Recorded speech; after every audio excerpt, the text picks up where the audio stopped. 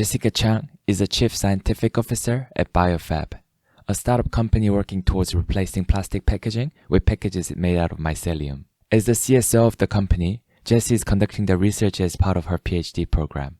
Jess has a very proactive entrepreneurship mindset, and this was already showing in her undergrad.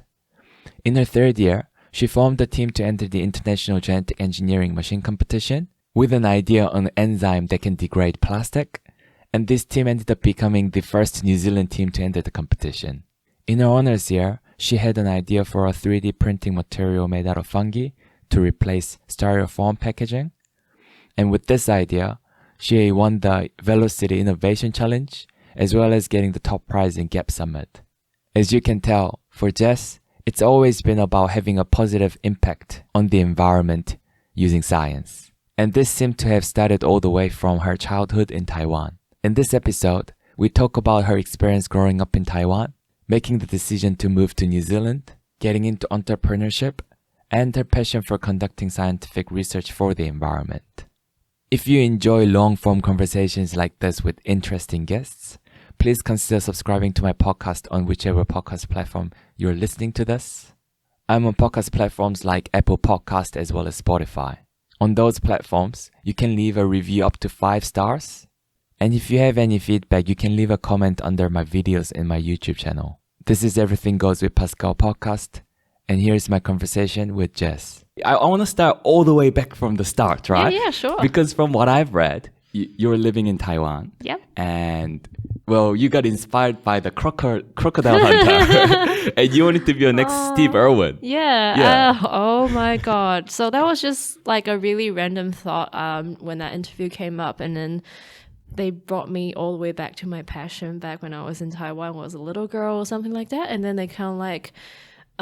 just during that interview, it was all really like fluffy and then just like trying to find out what's my passion. Is it because I'm passionate to drive to where I want to do today? And then they kind of like link it all the way back. So I decided to have a really clear image of me watching Stephen Irwin like fighting the crocodile and then all the Animal Planet sort of show. And I was like, yeah, back in the days, I really want to be Steve Irwin. I just want to go out there and fight crocodiles. No, fight crocodiles, but just get to know the animals, get to surround myself in the natural environment and go on adventures. And that was my passion back then. And then suddenly it becomes like one of the subtitles. Yeah.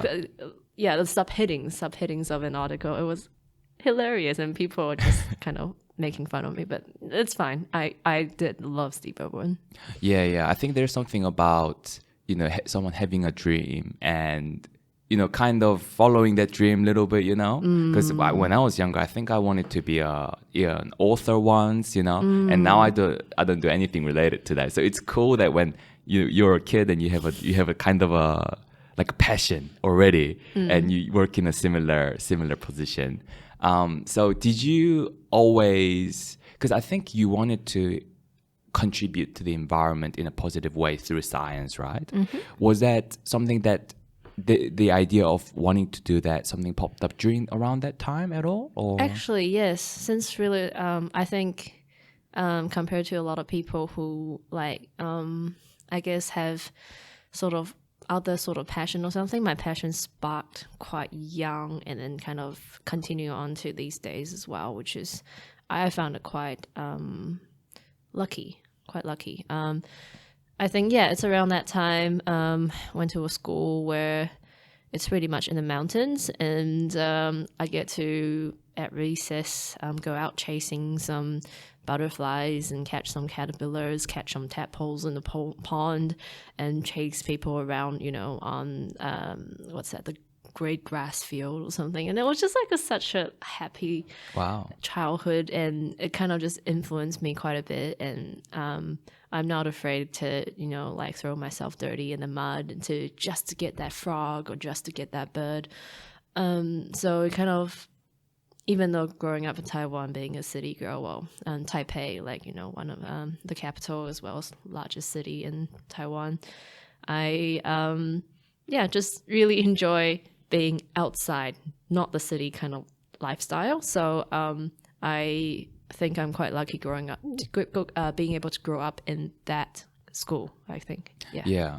Was the commute pretty long from yeah. where you live? Yeah. So my family I was pretty lucky. My family like can send me all the way there, and it was like what 6:30 bus or something, and then get all the way. 6:30 bus? I think 6:30 Yeah. or 7 o'clock bus, and then go all the way into the mountain. Probably take like an hour and a half. I think. An hour, and they would be every day, right? Yeah, Or that'll be almost every day, right? Yeah. So like actually like Monday to Friday I just like do that, and then same thing, get all the way back home would be after 6 or something like that from memory.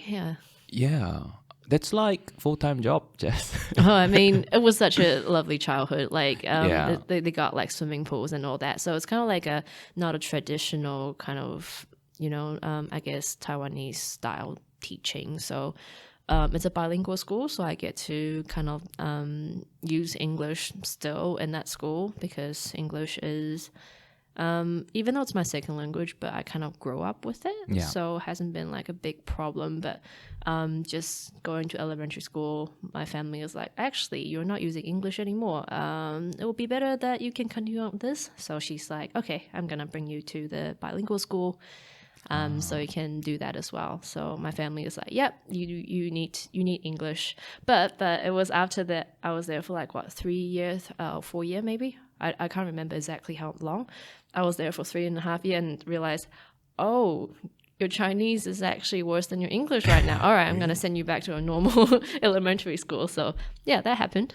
Really? So you're in a different school for a bit. Yeah. So I swapped school quite a bit in elementary school, just for the sake of having different style of education and being able to have that kind of all-rounder sort of experience in education, I suppose.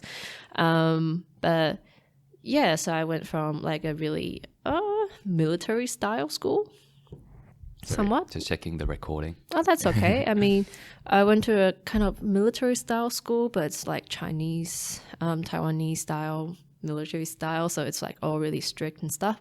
And then went to this bilingual school that has a castle in the mountain, and then just like it looks like a castle in the mountain. Yeah.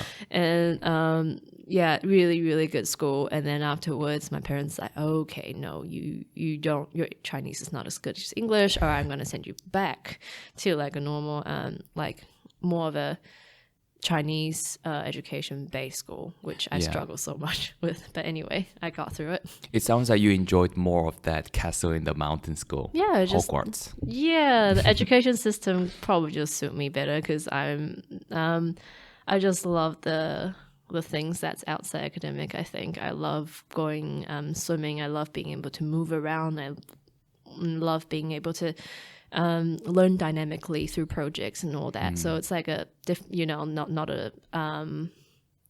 the teaching style is different, very, very different from the traditional Taiwanese teaching style, which is basically cramming. Yeah. Oh, that's I can relate to that, because that's how it is in Korea as well. There's not really much push for the hands-on approach or hands-on learning too much from when I was there anyway. I don't know if it's changed now. But yeah, back then it was very much cramming, very much flashcards basically. Oh, you know this? yeah. Remember what's on the other side basically. Yeah, and I think because of the learning style and teaching style change, so my learning style has to change as well, from being a more dynamic thinker to more like a memorizer. But I'm not really good at memorizing. I'm more a dynamic thinker. But that means when I'm really into something, I will learn it really well, because I can really use critical thinking in order to remember things. And that really works for me really well. But when it comes to things like, you just really need to memorize it, especially such as I'm throwing you like a chemical, element table, like something like that. And I'm just like, I actually love science, so that's not a big problem for me. But just the fact that you want me to memorize it for no reason at all, like at the beginning, I'm like, that doesn't make sense to me. But eventually I have to learn how to learn with that style of learning. And but then afterwards, I was put into an even more strict kind of private school. It's after elementary school, so my junior high school or something. It's even stricter. So just like, oh, I actually, and everyone there is basically really good as well. Like everyone, I guess the elite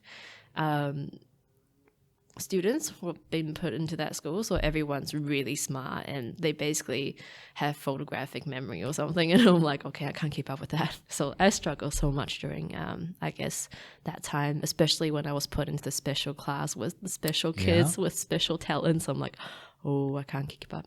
Besides my English is always like, oh yeah, this is all right, but the others, I'm like, I really have to work hard. Oh, so were you struggling academically back then? Yeah, somewhat. I wouldn't say struggle because I was still been put into that special class, right? Yeah, so that's true. In hindsight and comparison, I seem like I struggle, but it's yeah. I'll give you an example why I struggle, because we're probably 15 or something, but we've been taught essentially 15 is like what, you're 10, you're 9 here? Okay. Probably. I don't know. Yeah. And then we've been, I always forget. Yeah, but then we've been essentially been taught year 13 or even undergrad stuff. Yeah. So at that age, I was already like several years in front and trying to learn the things that the senior people are trying to learn. And because it was a special class, it's meant to be like, oh yeah, you guys just cram it all in and then learn as much as possible. But I was like, okay, yeah, that's too much. Yeah. Did you, looking back that time specifically, did you enjoy that part of childhood? I wouldn't say I enjoy it, but I appreciate it a lot because it kind of builds me, taught me a lot of, I guess, learning style or learning points that I need to be able to absorb. And I also become more resilient, more of the soft skills, like, it doesn't matter if you study hard, it doesn't mean that you have a good grade, and that's okay because you tried the hardest, soft skill like that. So It's important. Yeah. Yeah. More of a mindset kind of. Yeah. It's coping a up mindset. with pressure and stress and things like that. Yeah. And then being able to handle stress as well. And yeah, so I think it's because of that time. That's why I'm more resilient. I'm more adaptive. I'm like, oh yeah, you can just press me all the way down, like in a pressure cooker or something. Yeah. I'll be like, this is fine. Nothing's worse than that time, You'll come out more cooked. Yeah. I'm come out more cooked, but it's okay. It's just life can be stressful, but it's just temporary. So yeah. Back then, was there any subject in particular that you enjoyed more than others? English, because I don't barely have to study for it. No, actually, no, that's a lie. English, but because they want me to memorize the article, and I don't like to memorize it. Okay. So there were things like, this is just exaggeration. We were not learning that kind of easy stuff back in the days, but this is an example. This is a sunny day, and I'm going out for a swim. And then you have to memorize exactly that. Yeah. And I'll be like, I want to go swimming because it's sunny or something. So it's exactly the opposite, but you can see what I mean in that sentence, right? It's exactly the same thing. I probably exaggerate and put a bit of a personal tone towards it, but that's not what they want. So that's the bit I struggle. Otherwise, I enjoy biology. I enjoy history. I enjoy any subject that's able to tell me a story, and I'm able to memorize it based on that story. I enjoy the problem-solving part of math. Geometry for no reason at all. I'm just I love geometry. Geometry is cool. Yeah, it's amazing. I just like, you just find out the angle of some things and the length of this, and because in my head I'm I don't know, just like quite a visual person, so I can like memorize like a lot of things quite easily, and the sine and cosine and tangent and all that I can like translate easily into other visual stuff that I can able to imagine. So the ongoing use of cosine, sine and tangent and all that, I can visualize that into more complicated math. So that was because I'm good at geometry. Yeah. And I'm good at in this graph, what does the line look like? And in my head, I already know what the equation looks like, kind of. So that's really helpful because I'm a visual person. Yeah. Yeah, that's cool. That's cool. I mean, we'll get into it soon, but yeah, I was just wondering your background back then because maybe we'll get into it. So Yeah. after that, Yeah. after that is how did you decide to move to New Zealand? Was it your choice, your parents' choice? Somewhat, I guess a combination of both. I didn't bring it up because I wouldn't be I would not ask for my parents to give me something that I don't know whether they can give me or not. So that's never something that I could just be like, Mom, Dad, I don't want to be in Taiwan anymore because it's not normally something. But is it something that occurred to you that you want to study abroad? It occurred to me that being in Taiwan's teaching style doesn't suit me. Right. Especially growing up in that bilingual school. And because it's such a Western education sort of system, and I was much happier learning that way, and I was learning so much better than I was in a traditional Chinese school, which, to be fair, it's more of a privilege being able to know what the Western style is, because not everyone goes through that. But because I go through that, I was like, oh crap, that just suits me better. Yeah. And then, but without saying anything, my parents know that. Well, my mom knows that particularly. She was there for my education journey the entire way. She was the one who is like, this is not good for you. Go to the other school. Go to the other school until I stick to a very, very strict Chinese school. And she was like, yeah, the system, you are struggling in this system. You are learning so hard. I was at some point not getting any sleep. Like I was taking only an hour or two sleep or something. And That's I still intense. obviously not doing good in tests or something. Maybe because I'm not sleeping well, or maybe, there's just too much information in my head.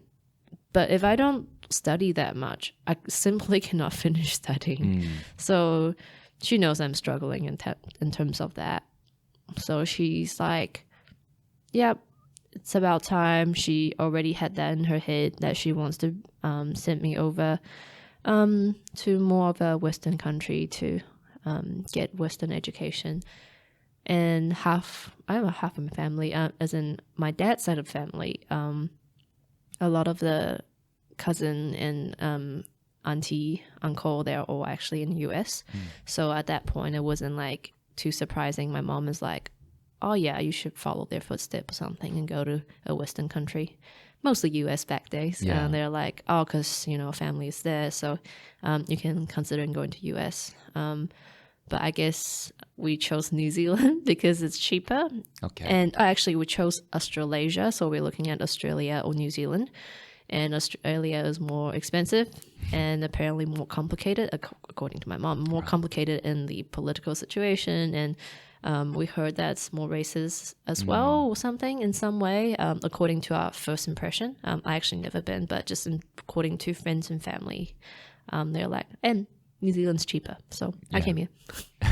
And were you happy with that choice? Because I feel like the image of New Zealand, and it's true too, is very natural. A lot of natural beauty here. Yes. And you being interested in that and having good experience in that. Absolutely. Like when we chose New Zealand, I was more than excited because it's known also the adrenaline or adventure capital, right? Like you just, as soon as I know, just like, I am, because back then my mindset is still quite study based, even though I want to do all those adventures, more like, after I study, I can do all those stuff after, I finish high school. Because I was transitioning during high school. So I was like, this opportunity for me to go, like, experience, like, nature and all that. And in my head is just super exciting. So, I think that adds in the factor, but it's more on my side of the story, not my parents' side. Because I don't think they know how much I like to go on adventures or do, like, extreme sports, I think. Yeah. What's your relationship like? What has been your relationship like with your parents? Because I know with, coming from like like Asian academic background as well. Yeah. Luckily for me, my parents were pretty more relaxed than other parents. But a lot of my friends' parents, they had a lot of friction with my friends because basically, whole gist of it was you should study more. And then the kid saying, "Oh, I don't want to." Yeah, And yeah. then the friction over there. No, because I guess I was okay. So with my dad, he doesn't care. So let's let's put it aside. Yeah. My dad just kind of like, listen to your mom sort of thing. So my mom is really involved in my learnings in terms of she knows exactly what I'm struggling and she sees it through. And honestly, growing up, I'm just really scared of her from every time I don't do well, or when I say don't do well, it's like I get like a 95 or 96, 97 out of 100. And then I'm like, I'm gonna like get like so bad, like going home. So she has really high expectation in me. And obviously going to some, I guess, private schools is also like, oh, we're putting so much money on you, so now you have to do well. So I also feel the stress over that as well. Definitely a lot of those. I don't know. I just feel like, okay, growing up, I just want to impress also my parents because they put so much money on me. So I have that kind of what was that called? Responsibility to do well. And that's been put on my back since really little because they really put a lot of money on me just on the education side. So, and then that lasted until these days, actually. So I'm still like, I need to do well in order, to not let my parents down. Not so like, oh, I need to make them proud or something. Oh, yes, I also need to make them proud, but just more like, I can't do too bad or else I wasted all their money. Yeah, sort of. But yeah, that's just the growing up piece you have to get over of especially having a Asian relationship with your mom and dad. It's just like, oh yeah, there's always a bit of a tension over that, you feel like you owe them a little bit. Yeah. Did you have any rebellious phase through that at all by any chance? No, I only rebelled after I got to uni and, being able to have my own space and, not even high school. I came to New Zealand during high school. Yeah. But I only rebelled after I go to uni when I was like, okay, I'm going to do these whitewater kayaking. I'm going to go down a waterfall. I'm going to go up the mountain, go tramping for a few days. I'm going to climb up a 30-meter wall or something like that. And then they don't know the extent of how far I go, but this is my just mini rebellious days of, these things make me so happy, but you don't know about it. Yeah. Well, I'm glad to hear that your expression of rebellism or rebelliousness came in the form of very healthy activities, being outside, moving your somewhat. body versus, okay, I'm free now, like give me all the alcohol, give me all the drugs, Yeah, exactly. Yeah. And then I guess I had my own way of being rebellious. All my rebellious days at some point it would have been just not contacting them as often, I suppose, and not being able to open up to them. Definitely. And has been such a hot topic. I cannot talk about feelings at all. And for a really long time, I don't know how to express I love you. Like, we're not the lovey-dovey sort of parent and daughter relationship. So I always is a little bit confused. Like, I will see them in the airport. I'm like, do we hug? But this year, my mom actually hugged me after I arrived at the airport. So it was like, only this year happened. Is that right? Yeah. So it's been like, 27 years of like no hug. Well, not no hugging at all, but it's just more like, don't know how to express that until this year. I was like, oh, that's a bit of a change, definitely. What changed, Jess? Is that the COVID thing or what changed? I don't know. I just looked at her and then she opened her arms. So I was like, oh, hug. Yeah. Because I'm a hugger in New Zealand, so I hug my friends and all that. So it's a bit weird that going back to my family and I can't hug them. Yeah. And this year has changed quite a bit, I think. She might have been going for the but for the bro handshake, you know? Yeah. You know what I mean? Like handshake and then Bro going the handshake. shoulders. I don't think so. Because I've got confused before. So I was going your for mom? that. Not with my mom. Oh, Not okay. with my mom, but with some of my friends. Yeah. They're going for the handshake. Yeah, and just especially when I went go for a back hug. to Wellington. Because I feel like my Wellington friends, so that's where I studied. Yeah. My Auckland friends bit different. Auckland friends hugging is a bit more common. Wellington friends it's all like Bro. you know what? Yeah, I don't know if handshake. that's the right term for it, but that's what Yeah, we used to call the it. bro shake, yeah. Yeah, and then they were going for that, and I just went a bit more to the center, Yeah. rather than meeting my hands there. Yeah. So maybe your mom was going for that, and you misled the signs. Oh, imagine. Imagine. Yeah. So it's just like we were just joking about it as well, saying that we have a typical Asian tiger mom, and my mom is the typical Asian tiger mom actually. And just growing up, she softened, so she become like a Asian mom light. Now she hugs and express her feelings. I'm just like, whoa, like express her feeling. She express her feeling all the time. There's all like the really like vulnerable side or something, or she's complaining mostly, and then this time she's actually opening up to like physical, like just a hug, and being able to show that is really, it means a lot to me. Yeah. Oh, well, I'm happy to hear that. Yeah. So you came here into New Zealand in year 12, right? And that's a pretty like older age to move here compared to other. Yeah, I think other so. people. Yeah, I think it's just during what's that? Because junior high school finishes at 15 or something like that, and at 16 I kind of continue on with just a little bit. So it's at that only I finished junior high school, we started thinking, hey, should we actually put you into another country? So there was like a half a year of like, should we do it or not? Yeah. But I was already studying in like the first year of high school there. And then after they're like, nope, we're going to do it. So, and then I just didn't continue. So I only had like half a year of first year high school. Right. In Taiwan. And then they stopped. And then came here for year 12. So my high school was technically only a year and a half. Yeah, that's true. I think, yeah. Yeah. Because you skipped year 13 to go straight to university year 2. Yeah. So, or maybe I did the entire year, the first year of high school. I don't remember. It's been so long. Yeah. But there definitely seems a bit of a break in between you moving here. Well, how did you feel when you moved to New Zealand? Because it's, like you say, it's a pretty big, different environment. Yeah. I mean, you could speak English, so that would have helped. Oh, that definitely Yeah. helped. I don't know. The swap was more terrifying because I don't know anyone here. And I actually ended up with a homestay, and that actually really helped because the homestay were really good. Like I genuinely feeling like, oh, I was part of the family. Like they bring me to camping and all that. The first, I think 3 weeks, it just happens. The first 3 weeks was like what, like the 2 long holidays they have when I first was like in February. There's 2 long holidays, and it just brought me everywhere they go, and it was like, oh, really quickly adapting to this is a New Zealand lifestyle and everything. They never get why I study so hard. They always like I'm always at the dining table studying, or like hogged up in my room and stuff, and wondering if it's just all right. I haven't seen her for days. I'm just studying. They never understand that, and then I become really good friends with, I guess, my homestay sisters. Like, just, get along really well.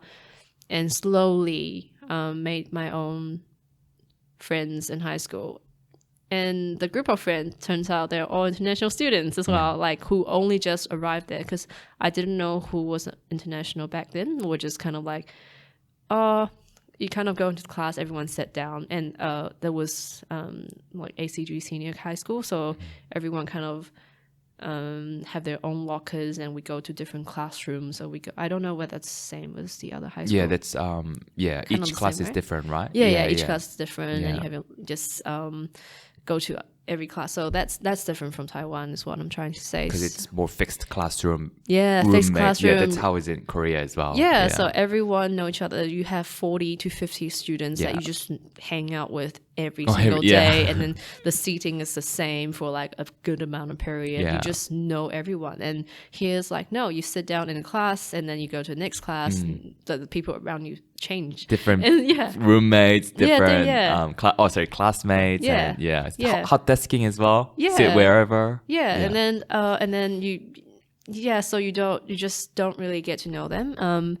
But I think it's the after school you're like, oh, I accidentally like bumped into this also a group of international students who just got here, but we're all like just bonding over being new, and then suddenly just life's got a lot easier after meeting a group of friends and being able to support each other emotionally, even though we all do different subjects, something like that. Yeah. They would have been pretty gutted when you left the school early to go to the university. Yeah. Oh, no, actually, I was inspired by them. By them to do that? Yeah. So they were doing that? Yeah, so they were like, 2 out of the 5 of us decided to do that. And I was like, wait, you can do that? I'm going to save my parents so much money if I actually do that. Yeah, that's entirely my drive why I left for uni and skip year 13. Your phone's falling off. Give me a second. Oh, your phone. This. Oh, yeah. Falling off. What happened? So you were studying so you wanted to go to university early, skipping year 13. Was that a lot of work to do that, or? No, I just, oh my God. I was doing Cambridge, right? Like doing the A level, and I was like, okay, I'm just gonna, I didn't even know NCEA, I didn't know BI or IB course or something like that. So, but they're just like, oh, we'll give you these courses and just finish them and you'll be able to go to uni. I'm like, okay, cool. So because that just sounds like there's no like exam as opposed to we do like final exam in year 13 or something back in Taiwan, and then because of that entrance university exam or something, that's when we know which school that we got into because of the grade from that final. But Cambridge is not the same. Cambridge is kind of like you do one final exam every single year, and then those kind of grades adds up, and then you see which one you can get into. Well, I didn't know that. I kind of just like, okay, Cambridge, and then did math, A level math, AS level math, A level math. Can't remember. Is that all right? Like, that's all good. Okay, cool. And then I got biology, chemistry, and English literature. So just did this 5 just because I can, or else I think a lot of people only do 4 or something. I don't know. I did it all, and then they're like, okay, I actually got enough grade to go to University of Auckland and do biotechnology. Yeah. Should I just do that? I can skip a whole year. It's equivalent of getting a whole year of scholarship. So, I'm saving so much money right now. So it was as naive as that. And then be like, and biotechnology is something I want to get into as well back then. In my head, biotechnology is so much different to what I'm in biotechnology. It's completely different than what I expected before. Oh, so your expectation to previous to getting into the university studying biotech to where it is now? Yeah, it's how so? Very different. I don't know. Before I just feel like, I'm going to save the planet, do cool things with plants. I can literally visualize them, do cool things, and everything will happen so quickly, and I'm going to edit DNA. It's going to be a lot of cool visuals and protein, cool visuals as well. And animals, I'm going to, do something with them. And no, everything in biology is so slow. You will not see the change until like an entire 2 years. Or if you can see that within like a few days and some cool changes, that would be amazing. Otherwise, every day to day, you just lab, tubes, reagents, For me, I'm dealing with solid couches, and just lab benches every day. Nothing cool until you make something up before presentation. Yeah. And something will look cool. Yeah. Yeah, but the topics that you are working on and the topics that you have worked on sound pretty cool. Yeah. Yeah, I mean we can get into that. But I think before that, what was curious about in the following your journey was how you chose biotechnology, biotech at University of Auckland. Because another option that you considered was going into engineering, right? Yes, I did. Oh, the only reason why I didn't go into engineering because I didn't do physics for Cambridge. Just because the idea behind that is because I can do physics in my year 13 because physics is so easy. I can just, do everything easy at year 13. And and then I just didn't do that in my year 12. But then that means I can't get into engineering. I got into biomedical science though, but I was so against the medical side as in I don't have like the drive for people. My passion is with like the planet health, and I know the planet health eventually will be for human health and everything as well.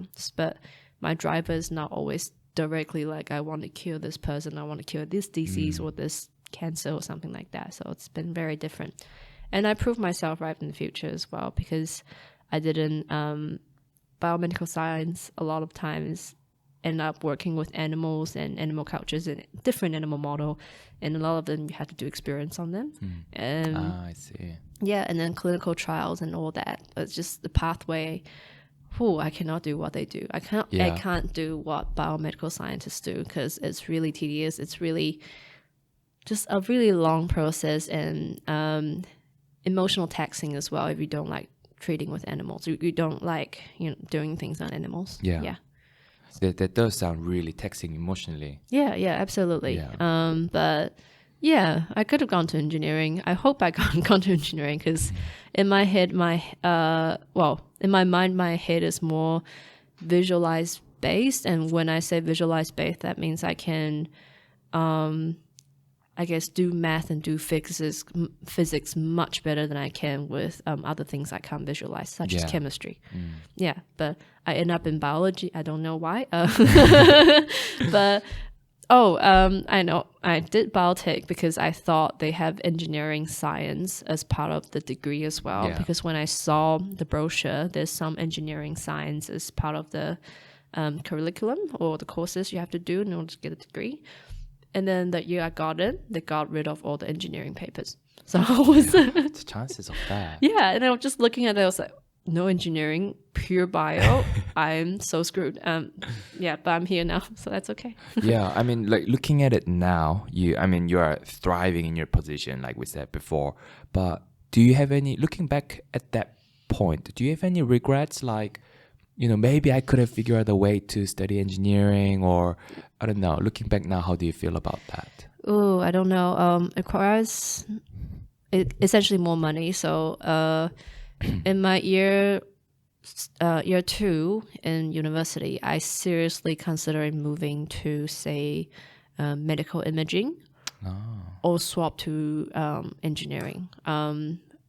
In year 2, I hit a bit of a low in my biotechnology degree because it was so bio-based, it was so memorizing based, and it was so word-based that I didn't even know I was struggling with my English. That's another story, but year 2 was really, really hard until the point I'm like, okay, why don't I just do something that I'm good at, which is anything related to visualizing, anything related to physics and math and all that. Why don't I put that back into what I'm want to be, doing that for the rest of my life as part of my career?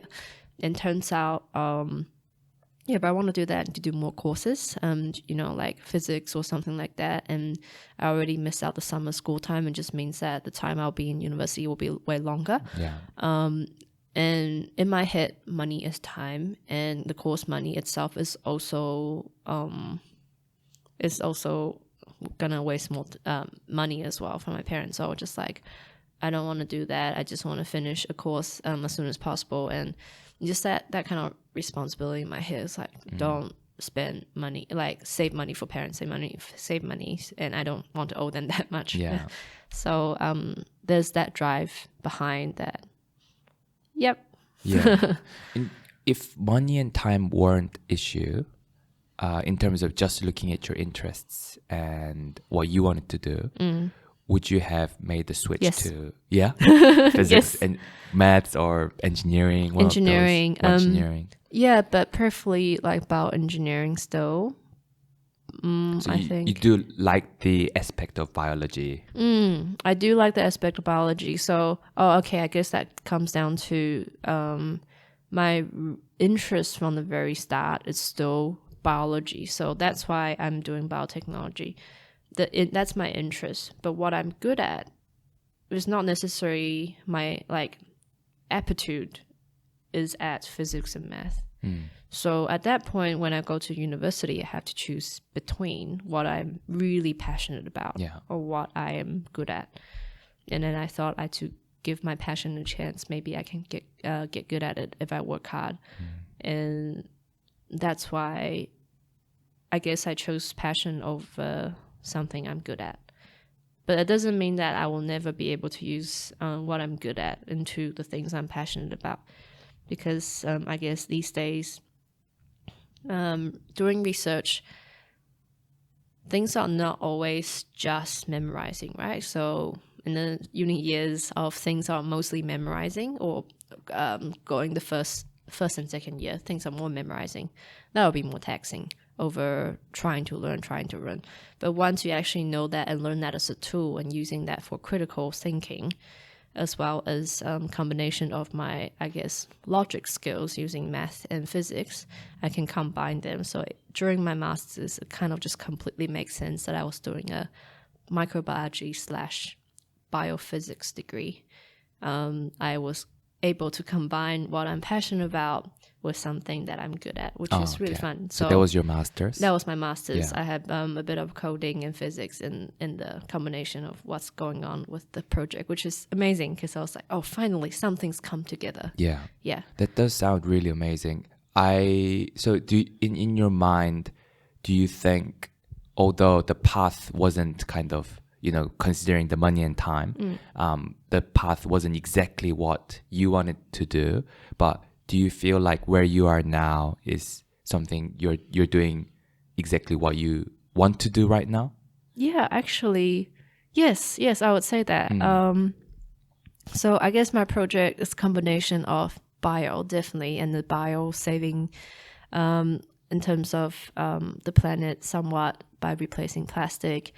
And the side of that is its material. So it's super, I guess, physics-based and mechanical strength-based and all that. And that's something that can be easily understood by me. And then there's a lot of imaging side and a lot of visual side of it that just completely makes sense to me. And while I wouldn't say it's completely there yet in terms of combining what I'm passionate about and what I'm good at, but it is already a combination of both, and fits into my passion side so much that it doesn't matter that it does, I'm not using something I'm good at. Yeah. Yeah.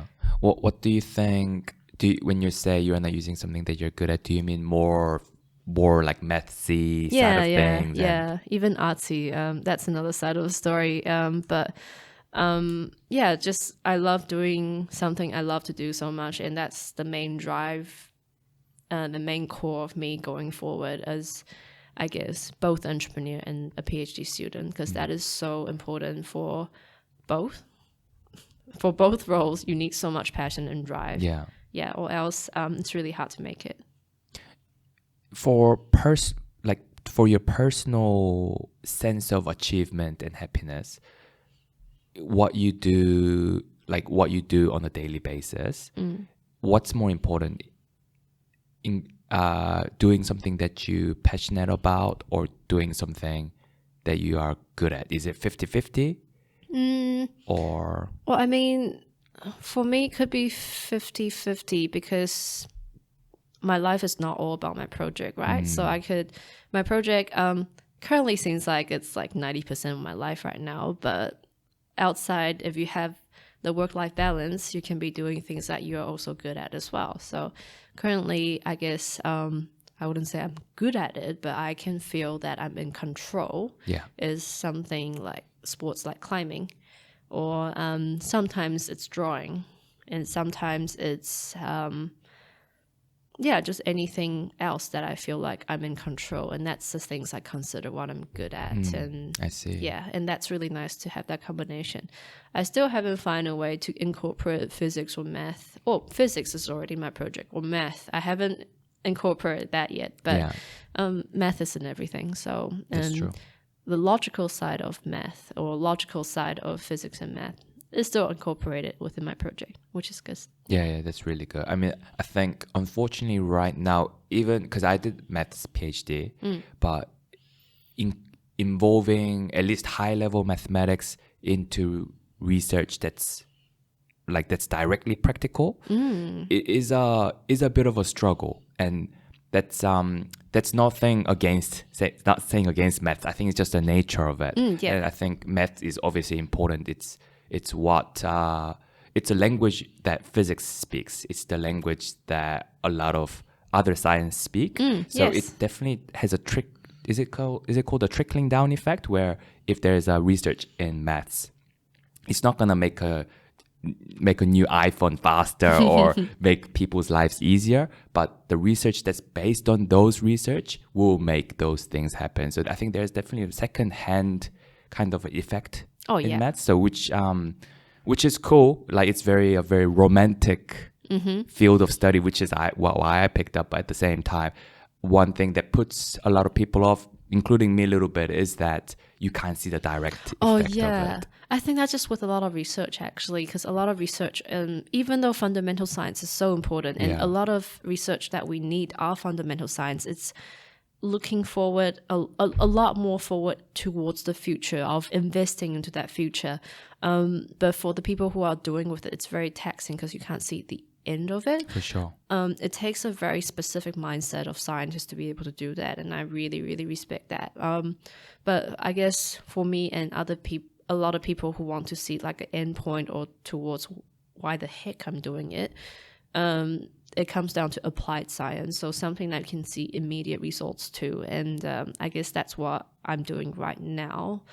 But yeah, in many cases, if anyone's looking for something of a long-term and more sustainable for science, sustainable for humanity, then fundamental science is definitely important. Yeah, no, definitely. I think there are a few rare cases of people that made a lot of money or gained fame or whatever that's valued in their lives out of studying fundamental science. And I think one example of that is this mathematician who used to work as like a researcher for one of the big universities. Pascal? Pascal is a researcher. That's true. Yes, Yeah, is a mathematician. It's a mathematician, yeah. But unfortunately, not me. Not yet. But I think he made a lot of money in the finance world somehow. But there's those rare examples. But usually, 99% of the mathematicians end up becoming a bit of just a romantist. They do research for the sake of research. Unfortunately, there isn't too much money there. But a lot of, to these people, a lot of satisfaction and happiness in life. Yeah. Oh my God. Yeah. We were talking about that as well, I guess. Something along the lines of that. Yeah. With fundamental science, going forward as a researcher or something, you need to be able to live a particular lifestyle that is not material driven. And I'm saying that the really easy way to say that is, there's no money towards it. And there's so little position towards that as well, saying postdoc position and become a professor of mathematics or any fundamental science is like really, really little. You're just pretty much trying to get that opportunity is, really rare. And to be honest, you don't get paid that well as well. And compared to you and people around you or something are going to corporate life and actually is making a lot of money. Those are, if you're like driven by the comfortable life, you'll be affected by that kind of lifestyle and want to, transfer. Yeah. So in academia, there's that, I don't know if it's also same in biology or anything like that, Jess, but at least in maths, we used to call it the dark side. Where we say that. Yeah, you say that when you Everyone transition says in that. outside academia. Yeah. So, welcome to the dark side or something. And then Jess is in the middle of going to the dark side. Yeah, I've heard you're that on the a gray lot. side. I'm on the gray side. You're the gray side. Absolutely. Yeah, so maybe it's a good segue in. Oh yeah, before that, so you were studying biotech, and what you found out was that, of course, it's in the name. The biology side of things was, of course, in the in your courses, but you found out that there was a lot of the business aspect side of things, right? Business apps. Yeah. So I guess for biotechnology at University of Auckland, back in the days, it has business incorporated to the curriculum. So they had at least five business papers, and it's like telling the basics of marketing and finances and all that, and then it goes a little bit into innovation enterprise. Okay. Like is that a science? No, it's just an innovation enterprise under School of Business. It's actually like a course under there, so you can kind of learn a little bit of the ecosystem. You can learn a little bit how. There's also papers about how science can transition into like commercialization or communication, or how science translate into, somewhere in between that's more applicable to the world. And then the business side is much more completely just on the business side. And it was interesting to learn. I just wasn't attracted to those courses. And to be frank, I wasn't really enjoying business back then. Mostly because they're feeding me a lot of case studies I wasn't interested in at. We had an opportunity to come up with a project to fundraise for Paralympics. Like, that's actually really big. That's amazing, working with Paralympics and stuff. And I was just not interested in it, because in my head, I just like, I don't have the drive for it. I don't have passion for it. Then how do I, design something like that? I don't know how to come up with the right question for it. But in saying that, I'm not saying I don't completely have the business skill for that. I just have my drive for the business side of stuff comes from what my passion really leads me to. So, do we want to get into that? Straight into that? Okay, cool. So I guess in my second year, like I kind of said before, is I was kind of trying to explore what else science or biotechnology can offer for me. So I discovered this organization called Chiasma. Kind of heard of them in my first year, but second year I decided to join Chiasma as a committee member. Chiasma is a student-led organization that fosters the connection between university and the industry. So it kind of like brings mentors and brings speakers and from the industry onto the campus, and kind of like let the students and these industry members have interactions and get to know each other, and for students to ask any questions they want in order to kind of have a peek of what future could be like for them, right? So especially a science-based student, they usually have little idea of what their future could look like, besides just by being a scientist or a researcher, yada yada. But there's actually so much more skills that they can offer as a scientist, especially the soft ones that are transferable. But they just really need to be able to talk to those people in order to know that. So that's why this organization is important. Yeah, this is such a cool kind of the course for it, and I think much needed, like you said. What was the motivation of you joining Chiasma? The motivation is so second year I was confused what I'm gonna do with biotechnology. So seeing Chiasma kind of opens up that kind of view a little bit. I decided to be like, okay, I need to open up I guess the industry side a little bit to see what's the potential, or else I will not see the end of this degree. I don't know why I'm doing this degree, right? Because back then I was thinking of seriously transferring my degree. I see. Yeah. Makes sense. Yeah.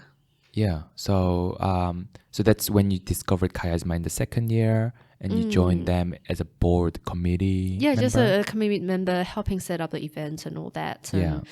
and kind of just continue on with them third year as a marketing member, and then see what marketing is like and what's the marketing thinking around that, because I have barely any marketing skills. Yeah. So yeah, that was fun to do that until the point that I'm like, I guess heading into third year, because I see the potential of people being able to, being able to start with, because there's a lot of Chiasma alumni that are really active in the startup community, as well as being able to do like starting things from scratch, and we're just like curious about how they do that. Yeah. There's so much energy in the Chiasma alumni that's be able to do that, and I was kind of curious how they do it. So I talked to quite a few of them in my second year, but I was the youngest one on the committee, so I feel that like I actually don't know what's going on and what to do, but I kind of stick with the organization just so I know that it comes with time to be able to learn these kind of things, especially with industry people and especially the people around you. In my third year, that's when I was like, okay, I need to take action to be able to stick to biotechnology. I can't see the end point of my degree, but I want to see if I really care about a project, whether I can stick it or not.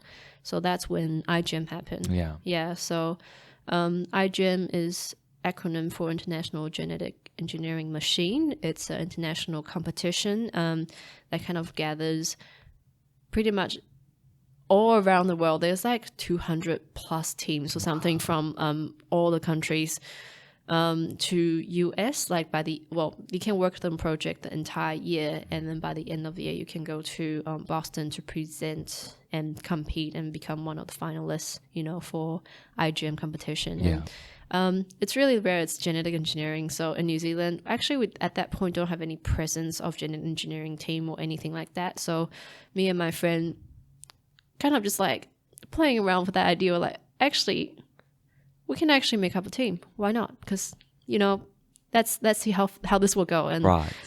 back then, we were just like, we want to do something about it. We're also passionate. We can all see like biotechnology has a bright future, but we just don't know how to get there, I suppose. So we decided to sit down in a cafe. We scribble on the napkin, and we're like, okay, if we want to make this happen, what do we actually need to do? And then we scrabble on the napkin and was like, okay, that's a good plan. All right, let's go do that. So did you have a research topic by then, or? Oh, that comes up with a couple of sessions. So a couple of sessions we chatted within a few of us, come up with different projects, and then eventually we selected one, and then that's the project that we went for. Yeah. Yeah. And when you were coming up with that kind of the plan to start a iGEM team with a friend, what was that like? Because it seems, well, maybe it's me knowing the extent of how far it went. Maybe because of that, but it seems very daunting to me because you are a third year student, still pretty young in the whole scheme of university life. Second going to third year, yeah. So I don't know, like. Daunting, but very daunting. Honestly, there's nothing to lose there, because you're like, if you don't do well, then we won't go. But until we actually get the registration fee in, that's when we're like, oh, we actually need to make things happen, So it's the starting part wasn't that hard, because you're like, oh, we got this team going, and we'll see how far it goes. And once the money starts coming, you're like, oh, we can actually register. Yeah. Oh, we have a team now. Okay, we actually need to get the projects. Get the projects going, the outreach, the fundraising even more money, and all that. How did you? Well, I think to me, looking back at my kind of the maturity back then, how did you get the? I think some of the things you're looking at, what I would have struggled with and what I would have been worried about would have been like getting teammates and raising funding. How did you go about those things? Well, I didn't know anything. Like, completely honest, I really didn't know anything back then. It was bouncing back ideas to people that I really care. So I was lucky that I have a group of friends that really supported like back then in order to build up this team as well. And I got another 2 PhD students who's not technically the team member, but they were really good like advisor, and frankly they were really entrepreneurial as well as PhD students, like first year PhD students. So and are they bio Yeah. PhD. Yeah. Yeah, and then the supervisor happened to be Julia Gerard or something, and then she was really supportive of Julia Gerard's currently the PM's science advisor. is that right? Yeah, Yeah. chief science advisor. Wow. So back then she's already like really giving like some resources for us to actually be able to push as well. So we're kind of lucky to be able to find Kyle and Frankie, shout out. So are those the PhD students? Yeah, those are the PhD students. And how did you find them? Did you just reach them out? Chiasma. Chiasma. Yeah, I met Kyle through Chiasma. And then one of the person that's doing our website was also from Chiasma as well, Axton. Yeah. So that was quite amazing to be able to meet them through Chiasma and be like, actually, you guys are. They got the drive, they got the experience, and they're like, okay, yeah, sounds good, and then got a lot of positivity. Yeah, positivity around the team, and maybe a lot of naive. You need a bit of that, naivety and enthusiasm, passion, like going forward, and yeah, somehow we made it. It's just with the fundraising part, we tried to come up with the business proposal. Well, according to our limited. Oh, actually, we got one person from business school that kind of helped out with coming up with the business proposal as well. Business proposals and the funding sponsorship proposals. Okay. So we got her helping out as well.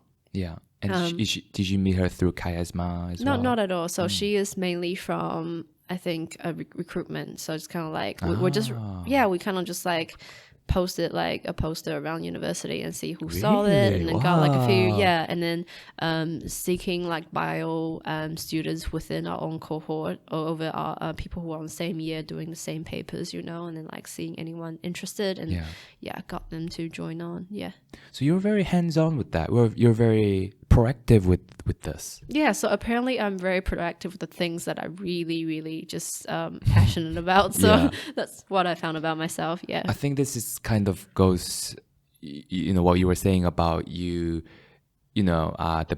business papers that you're taking. You were really not passionate about the topics that you were studying as a case study, but here it is now. That's something you're passionate about. You're doing it. To me, it sounds like you're doing all the right things in terms of growing the small business that you have, right? Got going on. So that was the growing the small business. It was more of a research project, but back then what I didn't understand is this is actually exactly what an entrepreneur does for their business. Just go out there finding resources and utilize their resources and everything. Didn't know that was such a big deal back then, but now looking back, I'm like, well, Jess and her team and her friends got balls. Definitely. Like, and I'm just amazed by how young you are. Like, 20, second year going into third year. Very very young academically. Maybe in PhD, now you have a lot of friends, a lot of the lecturers students as well, students, professors as well, so you've probably had kind of a bit more hands-on approach in getting some funding too.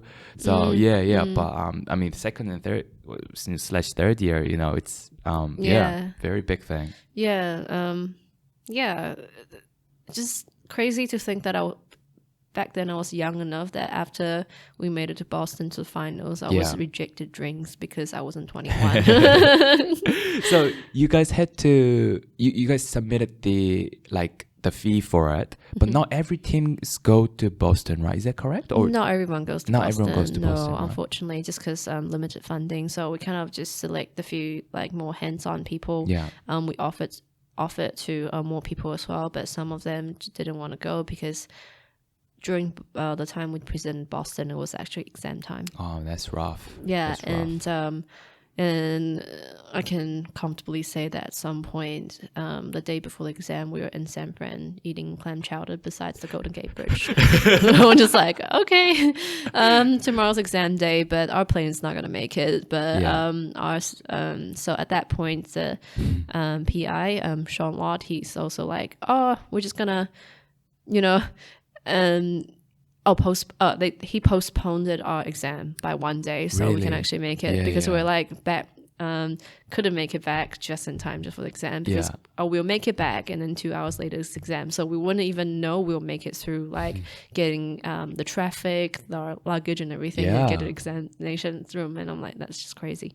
I didn't do particularly well that year, I have to admit, because there was a lot of skipping classes.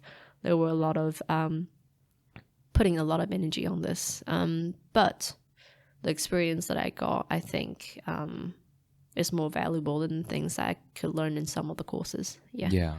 And really cool topic too. Yeah, maybe speaking about the topic, an enzyme that can survive with eating plastic or something? Is that right? Yeah. So somewhat, we put a enzyme that can degrade plastic and a kind of plastic or PET, so the water bottle and everything. We put the gene of that protein into an E. coli, and then hopefully we can express that. And then after we express that, that's when we probably can use the protein itself as a powder or something and just spray it on any plastic, and hopefully you can just degrade it. It's more complicated than that, but that was the hope back then. Yeah. And how far did you guys make it? We could only try to zap it into E. coli at that point, and then don't know what happened afterwards. Like we got the gene in, but we just don't know what happened afterwards. Yeah. It was not easy because we only had around 2 or 3 months to work on the project properly. And as any scientists know, that is barely any time, especially biologists. That is barely any time to work on a project. So, what's time consuming? Is it setting things up, or is it injecting things and waiting? Yeah, absolutely. There was a lot of troubleshooting as well, like understanding like how to essentially zap the gene into the E. coli, and there were a lot of we got a lab roster going on, so communication about who's doing what and what's going on later and where's the reagent and all those like mundane little things can complicate things as well, because there's a lot of organization and logistic.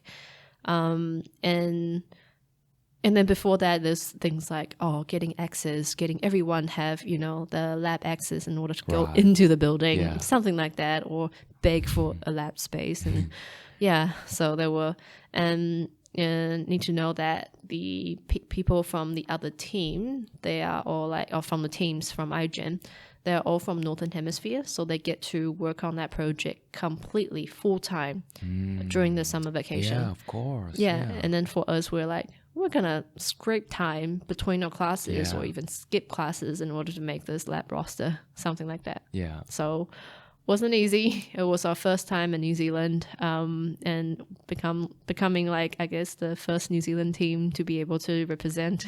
That's cool. It's awesome. It's really cool. Yeah, but we really tried our best back then. We just didn't have enough time and resources, and people were still trying to know how things work. But now that we know, we got another 2 teams that got to represent us in Boston as well, and another team during COVID also represented us. So yeah, you guys really paved the path for following teams. Hopefully that's the case. And I think recently we're trying to drive it up again, because after COVID, obviously a lot of time the physical presentation date was cancelled, right? So there were no presentation for probably around 2 years. And I think this year's when people are going back to do that again. So in New Zealand, we're trying to get it going again as well. Yeah. And the project itself was inspired by this research that looked into mealworms that ate plastic? Yes. So we pretty much take out so that project itself was super new that year. Okay. It came out of nowhere, and we were like, that sounds amazing. How about we pulled out that gene and put it into E. coli and mass express it, and then see whether we can actually get that protein to do things for us. So that was super exciting. And that year, 3 other teams were working on it as well. Exact same gene. Yeah. Guess who? So there were 1 team in China. Yeah. 1 high school. I forgot where. High school? 1 high school. Really? Yes. And Harvard. Really? Yes. Yeah. So 3 teams, and one of them is Harvard, was working exactly the same project. Yeah. And they did a lot they were managed to do a lot more than we could because we didn't have the capability of like understanding some of the other stuff as well. Yeah. They even found a recombinant protein that to make that protein work better. So that was pretty cool. Yeah. So Harvard team, the Chinese high school team? Oh no, it was a Chinese university team. Oh, Chinese university. And then there was team. another high school team, but I Right. forgot. Where I don't they think we from? got to meet them, but Yeah, we yeah. saw their project. Yeah. Oh, that's really cool. Yeah, that's really cool. I wonder where that is now, because I feel like I've heard about worms eating, plastic. Well, or, now there's yeah. also fungi eating plastic as well. Okay. There's more bacteria eating plastic. We just need to make them more efficient in order to, get rid of plastic. Yeah. Yeah, true. And so that was in your third year. Did you enjoy that? Is that when you thought, okay, I want to do research, like go do masters? Or No, that's just really the point. I'm like, actually, if something interests me that much, I would do anything for it, and I would. Yeah, so that's at the point I'm like, no, it's not all about memorizing. The memorizing is actually understanding how to use the tool, we call it a toolkits or something, or like the methodology in order to transfer that into something else that we can use. And I guess that's what I teach my students in university as well, and saying that forget about all the memorizing. What did you actually learn in this lab in terms of techniques and methodology? Can you use it for other chemicals? Can you use it for other proteins, other bacteria, and all that? So that is the most important things that people should learn. Yeah. What else? What were we talking about? I completely lost that. I guess like transitioning from iGEM. Do you reckon there was a turning point? Like, did you like you said before that I can actually do these things? Yeah. Basically, yes. iGEM was the turning point for me. It essentially there was the thing that sparked my entrepreneurship That's spirit. true. Yeah. So you enjoyed the whole process of getting a team together, raising funding and things like that? Yeah. Enjoy the process of starting from scratch and seeing and grow into things that's incredible. And and realizing I'm comfortable with not knowing. I'm comfortable. A lot of uncertainty. Yeah. I'm comfortable with that, and I'm comfortable with the risk I'm taking. And it's like I'm not too afraid of stepping out of my comfort zone, and that's what I found in myself that I didn't know I had before. So going forward, I kind of like take that experience as a very valuable experience for me, and taking those like part of me that I discovered forward, and it's so super important for postgrads that I didn't notice that before actually. Yeah. Because a lot of postgrads, it's not about memorizing anymore, right? It's using the skills that you got and using the resources that you got in order to make a project happen. And same with any researchers, really. So taking those skills forward, besides, I guess, the startup I'm also in at the moment, that's why I'm also doing the university PhD right now. Yeah. So is that... Going forward, did you think about like what you wanted to do? How did iGEM make you decide the path? How did iGEM? Or was it I'm guessing it was a big factor of it, but was it always the plan to do the masters and PhD and so on, or? It wasn't the plan per se. Actually, no, I always know I was going to do a master's anyway, but how far I will go with that, I don't know. Like, I was like, at least a master's shortly. But I think it was that drives me into my next year, my honors year, where I did something else rather than just purely a study as well. Right. I did join an idea challenge at University of Auckland. It's the Velocity 1,000 word challenge. Yeah. I was like, actually, back then, we were doing like a research proposal or something, and I was like, kind of familiar of how to like pitch it into a business proposal. So I kind of just like change a few words, make it less sciencey, and then chuck it into the business proposal, and then won a idea challenge. I was like, this is cool. This is awesome. Really cool. Yeah. And then next thing you know, I got invited to go to a global biotech leadership. Oh, young leadership. What was that? So yeah, global 100 young leaders. Yeah, 100 young leader Yeah. leadership summit. So it's called Gap Summit, right? Yeah, it's called Gap Summit, and under Global Biotech Revolution. Yeah, that was the organization. And was yeah. it before masters? Yeah, it was before masters. Yeah. It was my honors year. Okay. I got invited in from my connection with IGM as well as Chiasma. Right. So I was, because of that, I got selected as one of the young leaders or something. And then I was like, I went there and then realizing I was one of the youngest one, I'm like, it was scary. And then they also got an idea challenge. I didn't have time to write another one because I was in the middle of my exam again. They like to invite me to conferences in the middle of my exam. And then they're like, okay, come up with another idea. I was like, no idea, just my same proposal from Velocity. I'm just going to submit it. And then eventually, we meet up with a few members from there as well. And then we team up and then won the essentially the top prize of that challenge. And we're just like, whoa, okay, this is a really good idea. Yeah. Coming out from a assignment. And I was like, okay, this is actually a good idea, but I don't know what to do with it. Like, because I didn't have business background back then. Yeah. Because that Velocity idea that you submitted, the idea that you submitted to Velocity and the Gap Summit was the is it 3D printing of the packaging using mycelium? Yeah, absolutely. Yeah. And then it kind of involves a little bit into the antimicrobial stuff as well, but mainly the 3D printing part was And how did you come up with that idea? How did I come up with it was because of the assignment.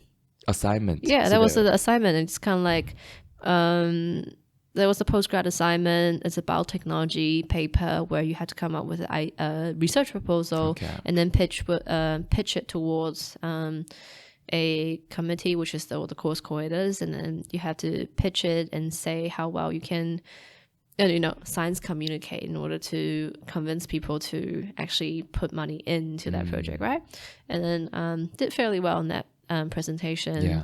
And I was like, okay, that means fairly good idea. All right, let's put it through business proposal and see what happens. And afterwards, people quite like it. So, but how did I come up with it? I'll just research a lot of fungi thing back then.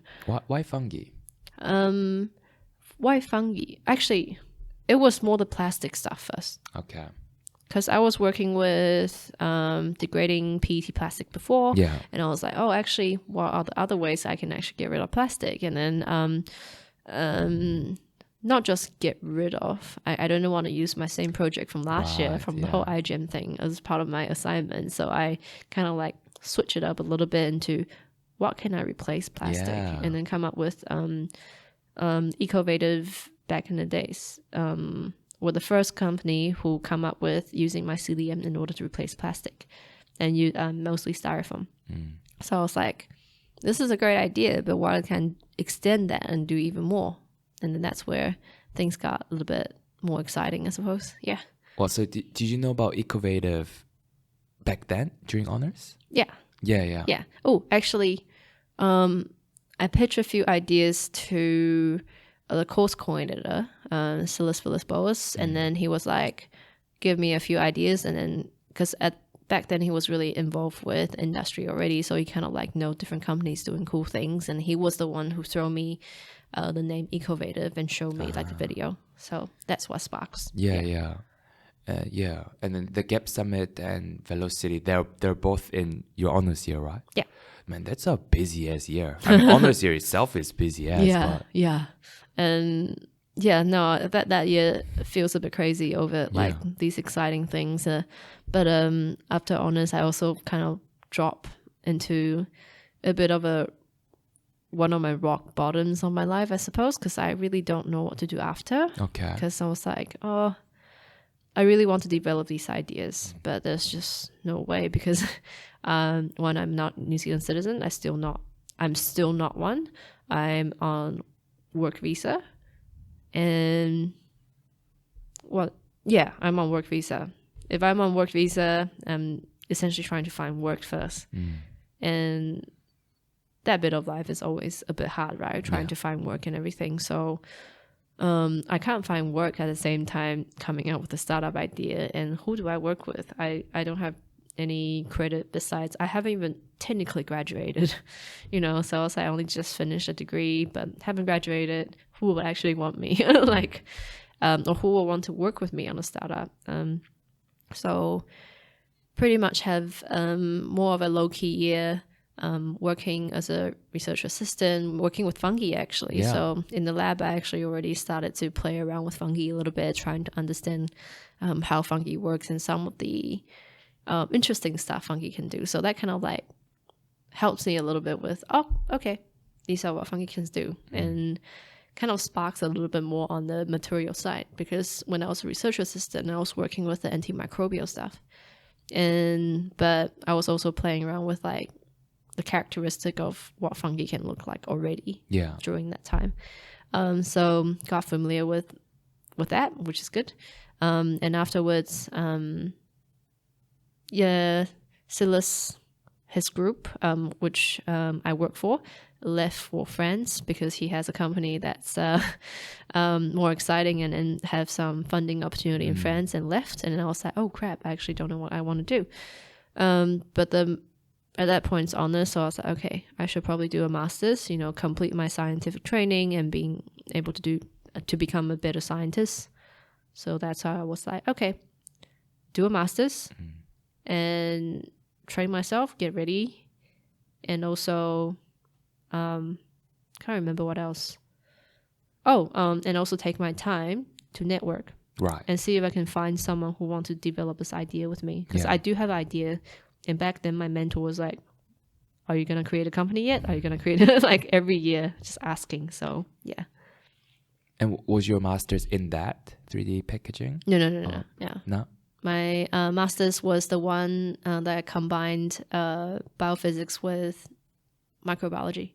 That one. So that's the one that I combined my passion with my things I'm good at. Yeah. Just happens to be that way because I was really interested in what the supervisors were doing before. So they were essentially shooting lasers at bacteria to be able to identify what kind of bacteria they are. Yeah. So I was like, that's awesome. That sounds pretty cool. Yeah, and then make them glow, and you know, I be able to like read the wavelength of it and be able to identify what the bacteria is. Yeah. Yeah.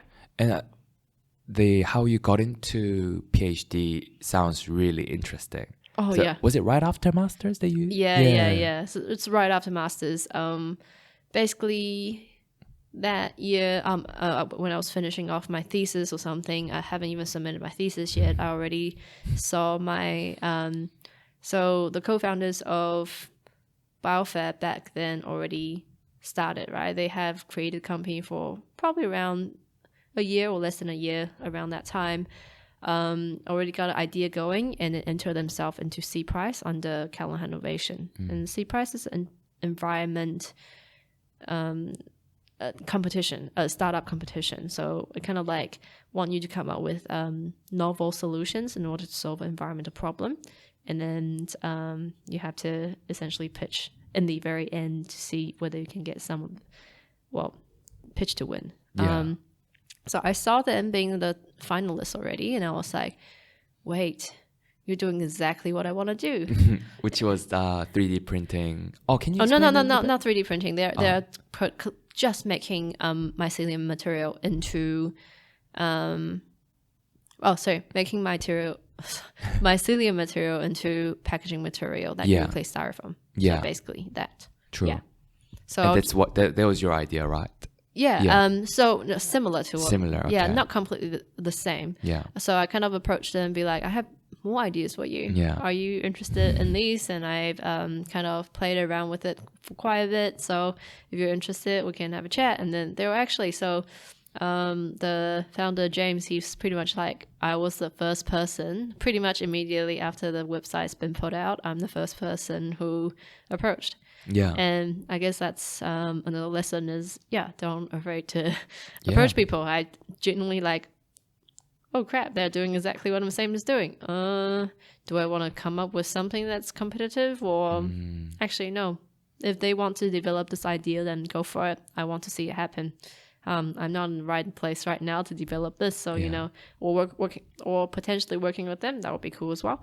But that wasn't quite in my mind. I was just like, just have a chat and see how this goes. And after we chatted, we like bonded really well, and he's a really cool guy, really chill, and just really love the idea of having a scientist on board as well, because back then they don't have a scientist on board, and I have these ideas that I can just offer, and being able to make the business into something that's even more than what they are. So I was like, okay, let's do this, Yeah. let's get this going, and hopefully win this challenge. We didn't win that challenge, but but being able to meet people in, I guess, in the business world, and working with people who already have business background really helps me learn a lot on the business side anyway, as a scientist, because I'm not a business person by training. But being able to work with them, who has the co-founder Phil, he's also very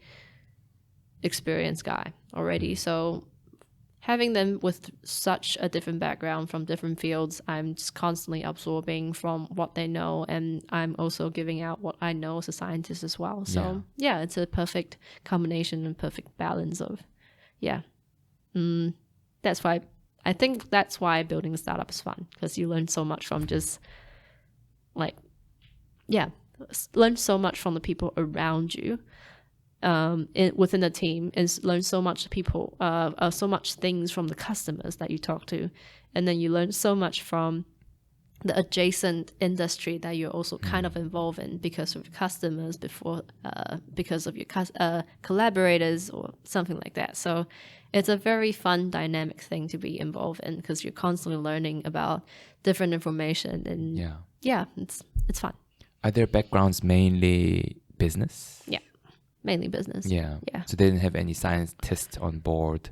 Not trained scientists. We have a mycologist on board. Yeah. But I guess he just isn't science by training, right? Like he's a self-learned engineer and self-learned mycologist. Yeah. Yeah. What was the initial conversation with them like? Because you're basically trying to sell the value of having a scientist on board. Oh, right. On board, right? Yeah. Well, I mean, I gave them a few ideas that can open up the market a little bit. So of course they're like, wait, hold on a second, this will be, a great opportunity for the startup by itself. So yeah, so that kind of just makes sense. And I also back then, because of Charisma, I already reached out to been involved with a ecosystem, like a biotech ecosystem. So I'm quite familiar with what's going on already. So I brought on not only just me, but also my networks and potential, potential outreach for more collaborators, especially on the university side. Yeah. Because you knew Ecovative, which is BioFab, is that part of Ecovative? BioFab? Oh, no, it's not part of Ecovative, but there are partners, essentially. They're partners, right. Is that how you found out about BioFab, or was it just looking at the final list of that Kalan prize? Oh, just looking at the finalists. Yeah, I didn't even know they were working with Ecovative, and I was just like, actually, this is actually a great idea, because they are, if they're working together, that means they can get the technology straight into the market much faster than the other people can, because they got the technology. Well, they got the knowledge of the technology. Yeah. So, and having to work with, essentially the Google of the industry, that's amazing. Yeah, you can. Yeah. Yeah. So Ecovative is like the Google of the industry. Really? Yeah, of the mycelium material industry. Like they are the inventors, they are the patent holders. Yeah. It's a cool full circle moment for you as well, finding about Ecovative. Yeah. In honors. Yeah. And kind of end up, almost working with them. No, so partner with them. Back then it wasn't even full circle yet. The full circle is when this year I went to the conference and be able to. Oh, and last year as well. Last year I visited the Ecovative factory and met the Gavin, he's like the director of the mycelium material side. Yeah. And then this year I met Eben, who is the inventor of the mycelium material at the conference. So cool. And I was just, that blew my mind a little bit. It was quite awesome. Are they US based? Yeah, US based. Yeah, I was lucky enough to be able to visit their factory last year. Yeah. And this year I went to just one of the conferences that they happened to be in. I was like, yes. Yeah, that's really cool. Really cool. So is you discovered BioFab by keeping an eye on that finalist in that Callahan Prize? I didn't keep an eye on. It's just C prize is always something that I want to get into, right? Because C prize is always like environmental based startup challenge, and I'm always like, I did biotech because I'm such an environmental person. I want to use biotechnology to use a skill set in order to solve a environmental problem, because environment is still like at the core, at my heart. I'm over something I want to protect or something I'm just passionate about. So was that something that you would kind of routinely check who's in the finalists, which company is going in and out? I never routinely check. I just happened to saw it because I'm always in kind of the news, following the news of Callahan Innovation, and where something's popped up, I'm always kind of like, oh yeah, cool. And then just happened to be this one popped up. I was even more aware. Or I wouldn't be surprised someone around my network reach out to me and be like, Jess, look at this. Like probably at that point someone did that to me. Yeah, that's right, because being in chiasma, for several years, I made lots of friends who just really cares about like just taking care of each other essentially. What's the because you've left, because you were at one point was it CEO of chiasma? Oh yeah, that was my fourth year as well. Fourth year, and but you the fourth year. Yeah, fourth year. Yeah, but you've moved to Momentum, is that right? Oh, so it wasn't particularly a move. It was just like Momentum is another, I guess, organization. It's a investment committee that kind of just they take in projects, and then I suddenly don't know how to talk about Momentum. Oh my goodness. So Momentum essentially is an investment committee that actually which is like, we're a committee full of like people with really different backgrounds and with really diversity of people. And then when projects kind of comes to us, like we'll listen to them and give them essentially recommendations what they can do going forward. So feels a little bit of consultation, but we're all just there to give support, especially Momentum side is more to give support to students as well. Yeah. So that's, and also most of us committee members are, most of us, it's a range of students to people who are with more experience essentially. Yeah. Is it ketogenics? Ketogenics? Oh, yes, yeah. So ketogenics is another thing I'm on last year. Ketogenics is so I was on board last year. On board is another program that kind of takes on people with, I guess, somewhat technical backgrounds, but were never board members or something like that. And to take them on to have a look at what being on a board is like. So they take us on and then assign us to different board to be board observers. So we're there to be on the board of a lot of startup, to just there and listen, observe, and learn what the board is like. Learn the good things and the bad things and all the ugly and the beauties of being on a board. And essentially, hopefully this will translate us into some sort of, I guess, more of a governance sort of skill set. And hopefully in the future we'll also get involved with governance, because right now most of the people on the board are super I guess old white male. So that's why on board is like trying to change that dynamic to involve people who doesn't look like that necessarily. Oh, that's cool. It's a lot of commitments, Jess. Oh yeah. So you suddenly mentioned a lot of different organizations up, but they all happen kind of gradually in different years. So I don't just kind of jump into it. And so how I got into Momentum is because I was in Chiasma, and Chiasma's Chiasma CEO back then. I jumped onto Momentum because they want a ex officio position for Chiasma member. So at least there's one Chiasma member on the Momentum team in order to represent Chiasma and be like, we have these resources just in case any project comes through, and we're like, go to Chiasma or something like that. And then we can also use Chiasma's alumni and resources to be able to provide some sort of relationship for the projects if they need we can think of anyone who can help them. So that is always helpful. So that's why I've been involved there. But then that kind of transit into a more permanent position when I guess, because being Chiasma CEO is only 1 year, and then the next year the other CEO will jump in as well. Okay. But the next year the CEO is already on the on the committee board, so that was like, wasn't much of a transition. We just kind of naturally been placed there. Yeah. And then afterwards, I've been invited to become the chair.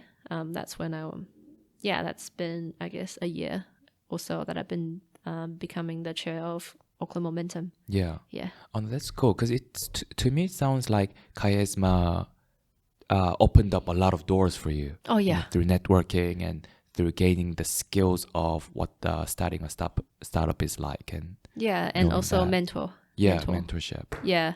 Like one of my mentor back then was the one, I actually only met him twice, I think, during the mentorship. And then it was like a really brief meet, but he apparently just remembers me.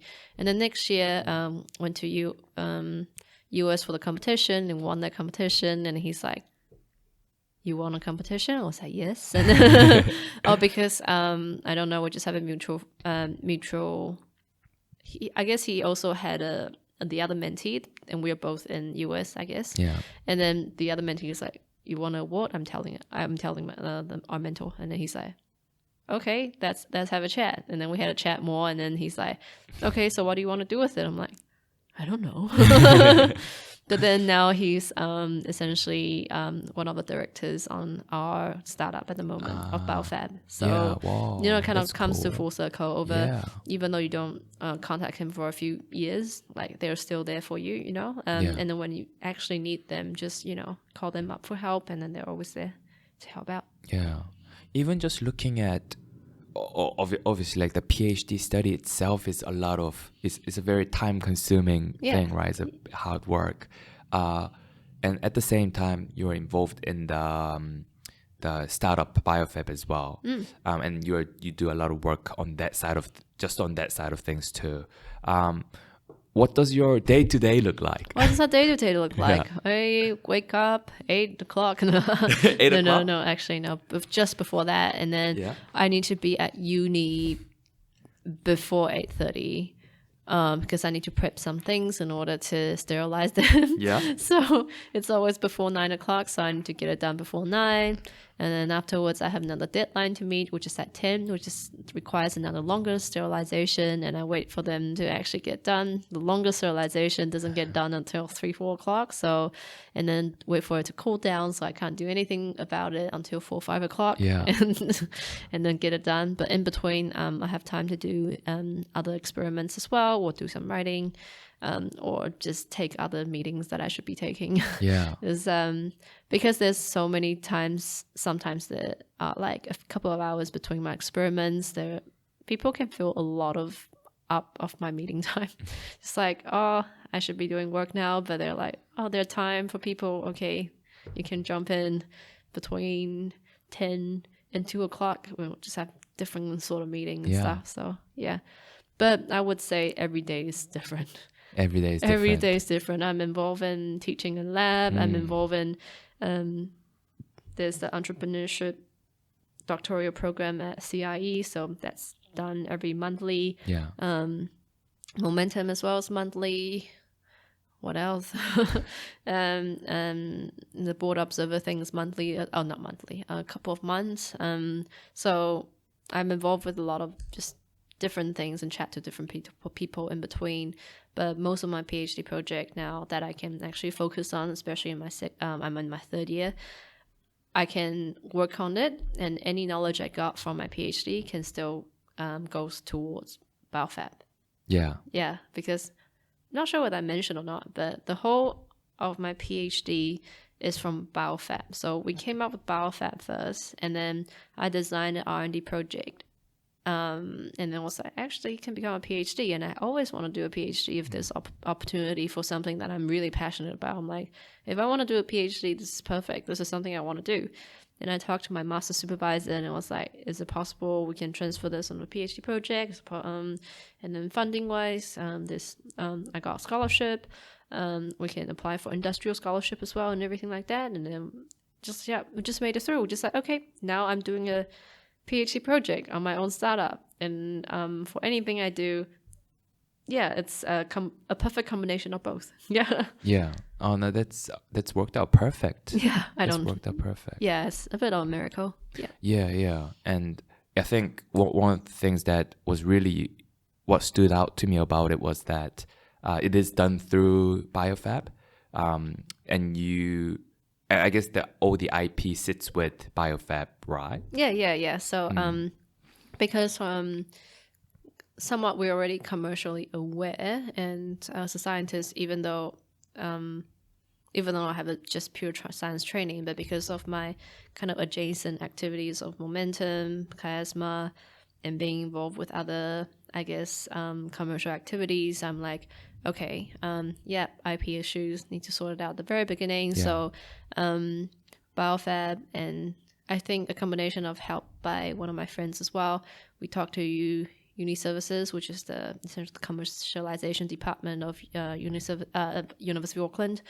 Have a chat with them, and then they're like, okay, yeah, this is something that we can do. We can negotiate like an IP agreement at the very start, because we know it will immediately affect our capital raise as well, because people want to know our IP situation if I go into a PhD, right? Yeah.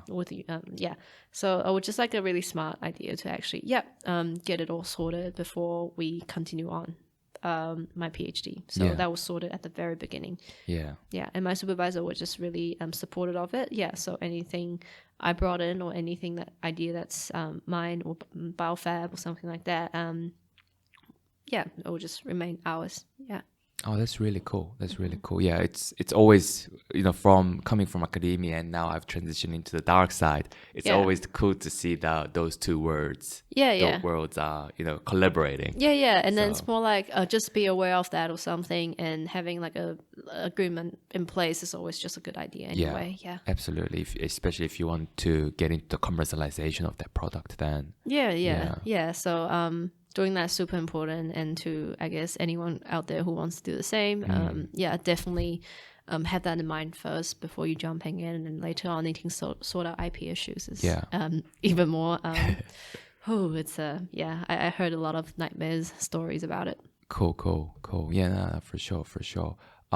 Just let me check the time. Yeah, for sure. Oh, we good. We are good. Are we good? Yeah, I reckon. Yeah. Now, here's I've got a segment prepared for this interview, Jess. Mm-hmm. It's called it's called Everything is Identified. Oh yeah. Yeah. So in this segment, right, I'll describe you two fungi. Oh. I found pretty interesting. Okay. And you have to guess what they are. Oh yeah, sure. I can try that. Yeah. I'm not a mycologist, but let's do this. You worked with some, fungi before, right? Yeah.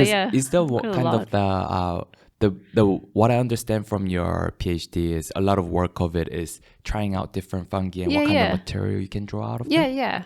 But I only learned essentially the fungi name as I want them. I didn't go out to be like memorize all the fungi names. True, yeah, that's the memorization part of it. Well, let's see. Okay. So the first fungi, wait, I almost gave out the answer here. The first fungi that I've prepared here is an edible mushroom. Mm-hmm. Shiitake? No.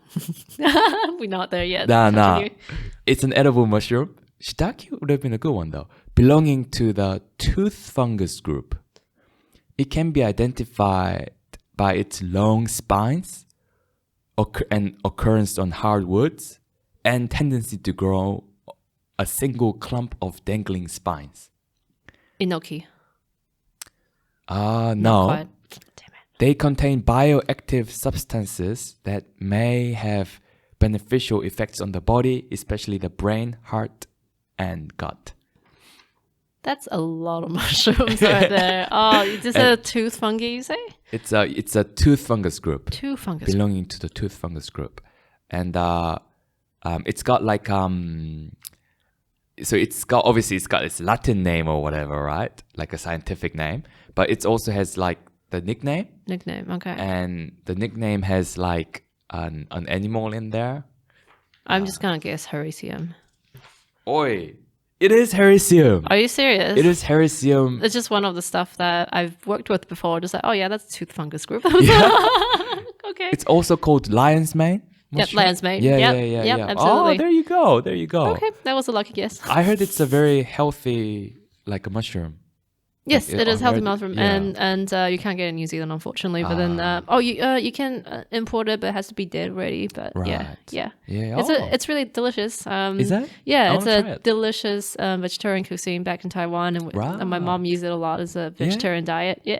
Have you heard of a mycologist called Paul Stamets? Yes, I met him this year. What? I know, right? You met him? I met him. I even got his autograph on the book. No way. Yeah. Yeah. Oh, was at one of the conferences? Yeah. Yeah. Oh, Yeah, that's yeah. really cool. Yeah, I know. I met him and I kind of just like freaked out a little bit. And Yeah. then I even bought his, because I know he's going to be there. So I brought out his book. Yeah. Like Sure. all the way from New Zealand over there. They were just like, could you sign it, please? Like, That's so cool. It's really cool. Yeah. Was he wearing the mushroom hat? Yeah. Mushroom. Oh, that's just his typical bucket hat. Yeah. Oh, okay. Well, here's the next one. So, this mushroom, this fungi, is that hat that Paul Stamets wears. Mm-hmm. For those folks who don't know him, he's a famous mycologist, right? Essentially like the father of fungi, the American father of fungi. American father of fungi. Yeah. And he's a big advocate for like psilocybin. Psilocybin. Yeah. Yeah, and the benefits that it can bring, as well as other mushrooms and like the lion's mane mushroom and stuff. Check him out. Yeah. So the next one, it's a mushroom that his hat's made out of. So from this mushroom, amado is derived. I don't know if I'm pronouncing it right. Amado is derived from which you can make materials out of, including hats. It is a species of fungal plant pathogen found in Europe, Asia, Africa, and North America. These species produces very large polypore fruit bodies, which are shaped like a Bracket. shaped like this, and vary in color from a silver gray to almost black, though they are normally brown. It grows on the side of various species of tree. Yes. Parasitic, right? So that would be the good Ganoderma. What's this, sorry? Ganoderma? No. No. Somewhat. So What are the other ones? Noshitake. I'll show you what it looks like. Okay. This is what the mushroom looks like. Dude, it looks like a Ganoderma. Oh, really? It really looks like a Ganoderma. Maybe yeah, it's yeah. a different name. Maybe it's a different name. Yeah, Well, what and else? this is It's called a bracket fungi. Yeah. so this is the what the amado is. Amado, They okay. make this out of the amado, that Oh. material that derived Okay. from. Ooh, crack up. Yeah. Well, Eco-Reader didn't tell me what they are, so I'm a bit confused. What else? Turkey tail? No, it's got a like an animal name. Animal name. Yeah. Well, turkey wasn't the animal. Turkey wasn't the animal name. Turkey tail. Turkey tail? Chicken? No, chicken. There's another chicken fungi maybe, but no, I have no clue on this one. This one's called horses. It looks like a horse's hoof. It's called Formus fomentarius. No. So they are quite similar to a Ganoderma. So they're common name of some of the Formin something. I forgot how to spell it, but I know how to spell it, but I can't pronounce it. A lot of the species are overlapping with Ganoderma, so the species actually is really, really close family. Oh, sure. Yeah, so they're all kind of brachyfungi. So there you go. Oh, cool. Yeah, so it was like, oh, look at the photos, like Ganoderma. Yeah, Oh, yeah. yeah, I forgot there's another name for it. Yeah. Right. Yeah, no. So that's the head that the post-Emmett squares Yes. is made out of. Yes. Yeah, It's and beautiful. that's the one. That one up there is the what is it called? Lion's mane mushroom. Yeah. That's the one. That's Oh, that's man, beautiful. I can't believe you met post-Emmett. Yeah, I know. I was full on like just fangirling when I saw that. I was Yeah. fangirling over a lot of people like back in that conference, by the way. Right. So yeah, Eben was there. Eben and Post Emmons was the one who had the panel discussion. Okay. And one of the panels on that conference. Yeah. So it was like you can imagine that's like two of my heroes kind of like sitting there having the conversation. It was mind breaking. Yeah, that's so cool. We're I've got just a couple more questions, Jess. Yeah. But before wrapping up, do you for those of you for those listeners that maybe want to reach out to you for any advices or ask you any questions like that, are you happy for any listeners to do that? Yeah, sure. Yeah. What's All the good. easiest ways to reach out to you, like LinkedIn or? Oh yeah, LinkedIn, Instagram. Except Instagram. Instagram is more private. So yeah, LinkedIn, email. Yeah. You'll probably find me on University of Auckland's profile easy, so you'll get my email easily as well. So True. yeah, all easy. Yeah. And what should how should the listeners find you? Like just search up your full name. Yeah. Search on full name, Yeah. Jessica Chiang on LinkedIn. That should be easy. Yeah. I'm good at responding on LinkedIn, so that's all good. Yeah. Cool. And is there anything you would like to plug, Jess? Like Anything I I don't would know, plug? maybe the BioFab. Do they have an Instagram page? Oh yeah, sure. Look at BioFab's Instagram page. I think it's just biofab.nz or something. Cool. Otherwise, we have our website. We have our LinkedIn. Check it out. Just keep on connecting with mycelium materials. It's actually quite an exciting place to be. And I hope I brought a material with me today. But I that would totally be cool. forgot. Yeah. Next time. Yeah. Yeah. Oh yeah, not for sure. Like it sounds like a really exciting. I mean that hat that for those just listening, there's a hat that is made out of this mycelium material, right? Yeah, there's vegan leather made out of mycelium materials. There's Yeah. shoes made out of mycelium Shoes materials even. and car seats. It's a very exciting place to be for sure. Yeah. No, it's and eco-friendly. Eco-friendly. Yeah, Yeah. absolutely. So really, really cool, exciting places to be. What do you think about speaking of like psilocybin and stuff? What are your thoughts on that, Jess? Use it responsibly. Responsibly. Yeah. Yeah, that's it. I mean, there are bits of microdosing that I've seen papers. I'm not a scientist specialized in this, by the way, Yeah. but I did look at some papers on microdosing over psilocybin with medical benefits, especially for people with depression, anxiety, and all that. But definitely seek medical advices on this first before doing it. Or if you find any interesting mushrooms that you want to try, probably again do it responsibly. Yeah. And I've heard people just wanting to find like magic mushrooms or psilocybin that they can self-identify and then end up in the hospital. So yeah, just do it carefully. But do you see the kind of the medical potential? Yes, absolutely. Yeah. Medical potential. But there's a lot more to discover, essentially, and Yeah. uncover, because I guess with this kind of realm, we really need a lot more experience, and especially the psychological field, because this doesn't just connect with the medical field and how the body responds, but Yeah. also how the brain responds, and that comes down to a little bit of a psychology side of things as well. And that does that make it a bit more difficult to yes, research absolutely, into? yeah, and then everyone responds differently to it. So yeah.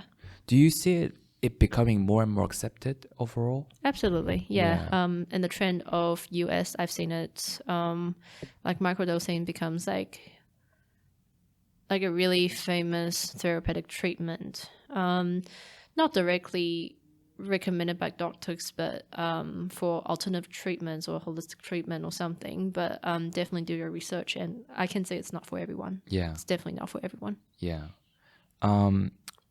And for those future or current entrepreneurs that's listening to this, do you have anyone that you look up to at all? or any like resources that you follow closely or anything like Resources I follow closely.